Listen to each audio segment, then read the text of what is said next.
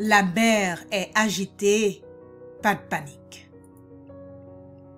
Bonjour, je suis Jacqueline Émile du site leplaisirdécrire.com. Cette semaine, nous méditons sur un thème particulier.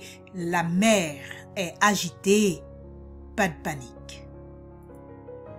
Le titre de la méditation d'aujourd'hui est « La paix en fin de compte ». Le verset de méditation se trouve dans Actes 7, verset 60. Acte 7, verset 60. Puis, s'étant mis à genoux, il s'écria d'une voix forte, « Seigneur, ne leur impute pas ce péché. » Et après ces paroles, il s'endormit. Acte 7, verset 60. La paix en fin de compte. Étienne est connu comme le premier martyr de l'ère chrétienne. Il faisait partie des premiers croyants et était rempli du Saint-Esprit et proclamait passionnément sa foi en Jésus. Luc nous décrit Étienne comme un disciple plein de grâce et de puissance et qui faisait des prodiges et de grands miracles parmi le peuple. Acte 6, verset 8. Comme les autres apôtres et croyants du premier siècle, il avait énervé les chefs religieux de l'époque en proclamant que Jésus était ressuscité des morts. Donc, il a soulevé la colère de certains chefs religieux qui ont ordonné son arrestation et l'emmenèrent au Sanhédrin, la plus haute cour de justice juive à cette époque. De faux témoins ont témoigné contre lui et Étienne a dû répondre de sa foi. Il a retracé avec éloquence l'histoire de Dieu au sein du peuple juif, la désobéissance de ses compatriotes, l'endurcissement de leur cœur et la façon dont l'élite religieuse avait assassiné Jésus. À cause de cela, Étienne a été traîné dehors et lapidé.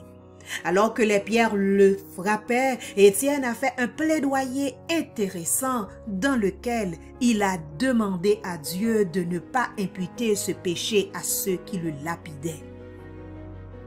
De toutes les prières qu'Étienne aurait pu offrir, il n'a pas prié pour lui-même. Il n'a pas demandé à Dieu de sauver sa vie. Étienne n'a pas non plus demandé une punition particulière pour ceux qui le lapidaient. Non. Étienne a demandé pardon pour ses persécuteurs. Quel bel exemple de grâce et de miséricorde. Pour toi aujourd'hui, tu peux être appelé dans une situation où tu dois proclamer la vérité même lorsqu'elle est impopulaire. Peut-être dois-tu faire un rapport sur le budget et ton patron veut que tu falsifies certains chiffres. Tu dois peut-être prendre position contre un mal connu et populaire dans ta communauté. Ce n'est jamais facile de faire ces choses.